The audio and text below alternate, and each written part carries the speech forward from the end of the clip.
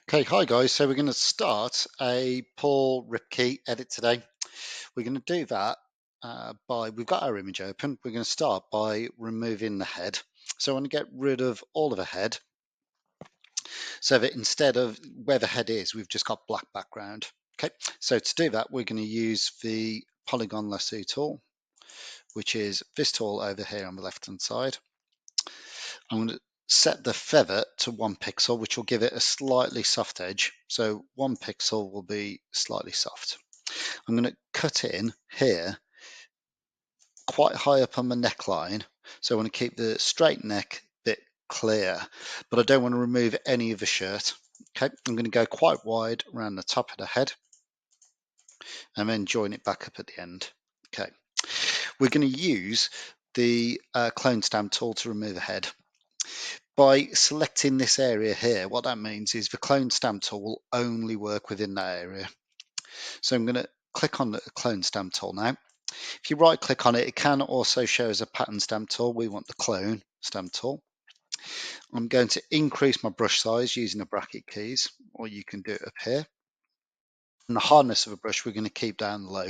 So again, quite often we want a really soft brush, so it's kind of more subtle when we use it. Okay, I'm going to press Alt key now, somewhere above the top of the head in this black area here. Okay. You'll see when we press Alt and then click the mouse button, so press Alt and click the mouse, it'll give us a little target so that clone stamp tool is going to clone from here to wherever we first make our click. So as I start clicking here, you should see a little cross appearing on the screen above. Okay, I'm just going to redefine that clone point. So you should see that cross appearing every time I click, and the clone stamp tool then it'll reference a point that distance apart from where I'm clicking with a mouse. You should see as it get lower to the bottom of the head now, the tool won't work outside of that box. And we've just got rid of the top of the head. Okay, I'm going to deselect the area I'm working in now. So select, deselect, and we've removed the head. Okay, next job is to copy in and paste in the hand. So I'm going to click on my image of the hand. I'm going to use a marquee tool again, or you could use the square marquee tool.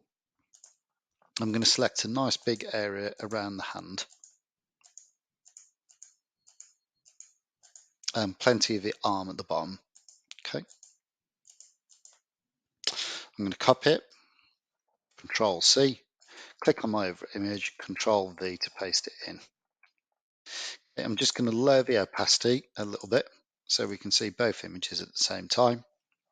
And then on the top layer now, I'm going to press Control T for free transform. You can go Edit, Free Transform, and I'm going to resize the image so it's a bit smaller so it fits better.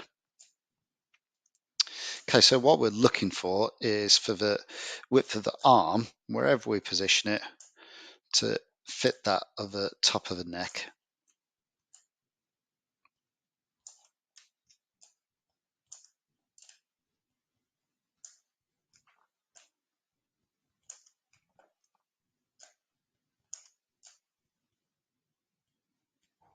So I'm just going to keep going until I think I'm pretty close.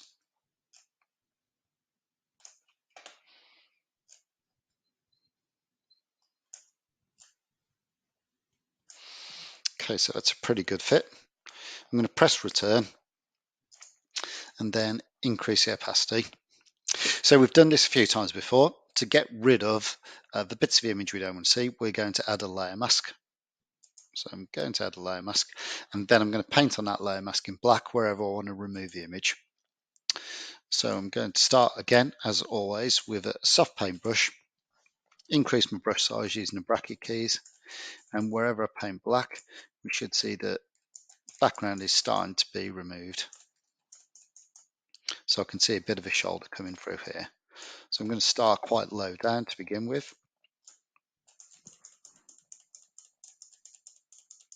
till the collar of the shirt starts to come through and a bit of the neck.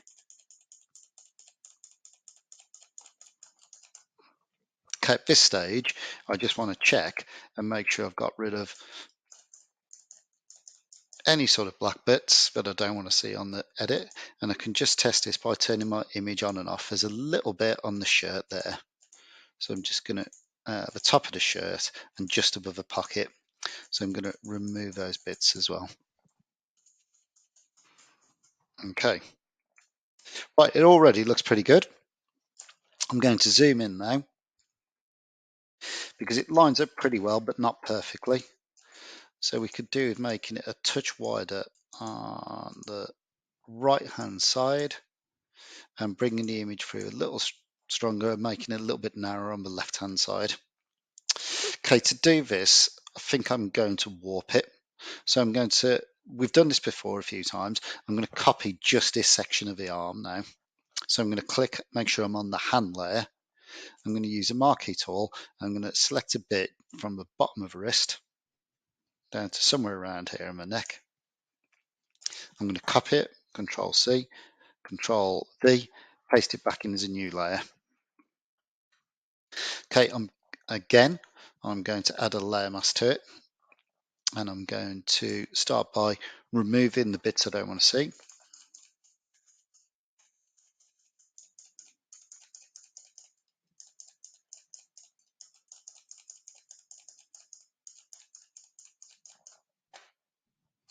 I'm going to use a bit of white to bring it out a little bit more here.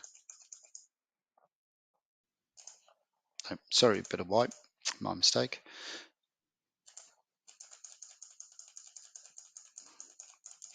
Okay, so what we've got is the bottom of that arm doesn't quite line up.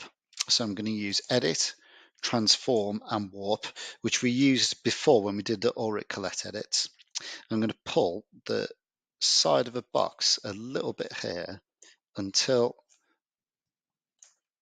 the arm kind of lines up perfectly with the edge of the head. I'm going to do the same on the other side. So I might just move that out a little bit and then bring it back in so it feels a little bit straighter. And then just check that this side still lines up, which it does pretty well. Click return or hit any tool and it will apply that transformation. And then all we've got to do now is just blend it through as subtly as we can manage and check for any bits like this bit here where we've got a bit of the image we don't want to see. Okay, so again, on the layer mask, I'm just going to paint in black to remove anything I don't want to see.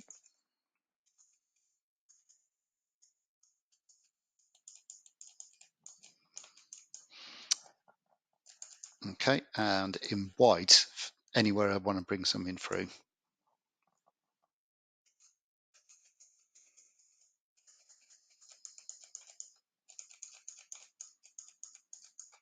Okay, there's a little bit of the arm coming out here just past the edge of a hand, so I'm going to get rid of that. Sorry, wrong tool, wrong color. Just going to get rid of that so that I use the neck from a previous image. I'm going to turn off this layer as well because I can see just a little bit on this layer. So on the hand layer, I can see a tiny little bit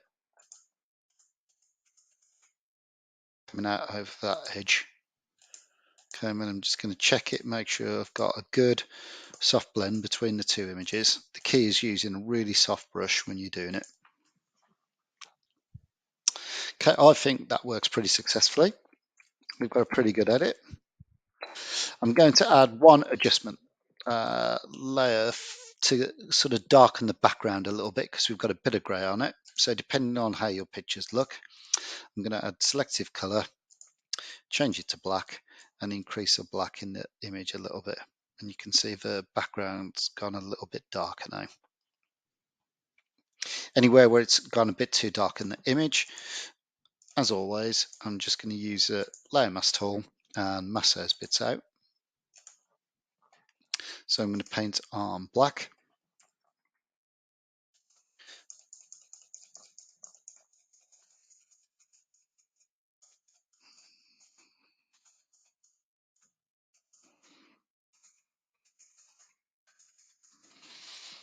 To line up those bits of image, turn off the layer, check I'm happy with it.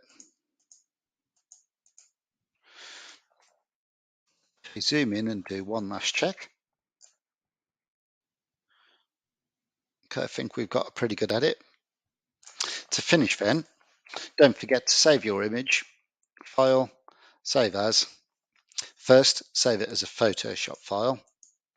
Then, once you've saved that, again, File, Save As, and save it as a JPEG as well, so that you can put it into PowerPoint and other packages. Okay, good luck guys, well done. I'm sure you're going to find this one very easy.